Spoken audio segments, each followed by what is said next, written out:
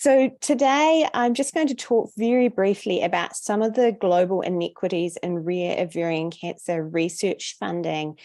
But before I start, I do just want to acknowledge that ovarian cancer research has been underfunded, particularly from government and large nonprofit sources in regards to relative to its mortality, its lethality, if you want to look at its incidence, its burden of disease, all of these measures. And in addition, I also want to acknowledge that ovarian cancer nonprofits really are underfunded as well. And so it does, we are at a disadvantage as a whole community because of that underinvestment.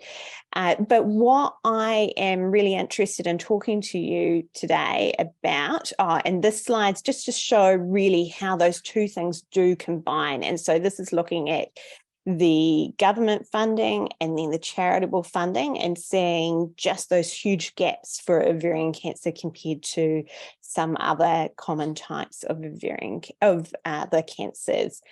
And so today, though, I'm really interested in talking about what's happening within that ovarian cancer funding.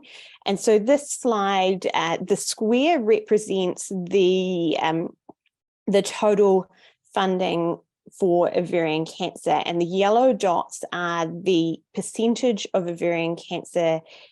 They represent that percentage of funding of rare ovarian cancer projects that were funded by the UK Medical Research Council over 22 years. And then those missing dots are really where if rare ovarian cancers were funded relative to their proportion, where you would expect to see projects and we're not seeing them. So you can see that just 6% of funding of that ovarian cancer funding went to rare ovarian cancers, and that's significantly less than what you would expect. And in fact, it was just 2 projects, so a clear cell project and a clear cell endometrioid. So you saw that long list of types of rare ovarian cancer by Dr. Gershenson, and you can see that lots just weren't even getting a look in.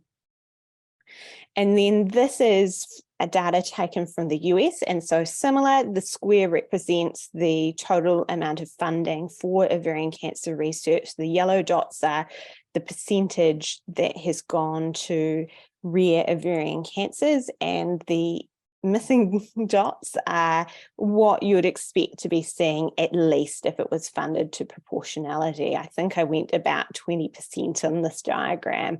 And so in this case, there were a lot more projects being funded, which is great, but not a high frequency for any of these, and still lots of missing rare ovarian cancers as well.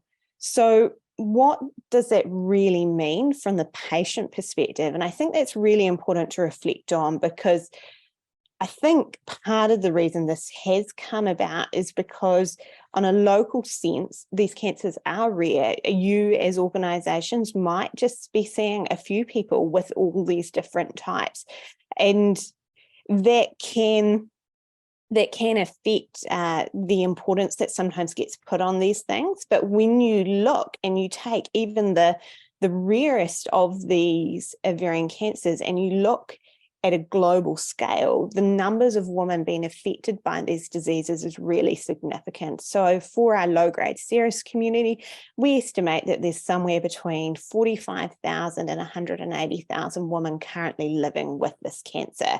So that's large numbers, and it is really important for these communities that we do see progress in these areas, and that their cancers do get funded and have this research funding, because research is the only way that they get improvements in their outcomes and their survival.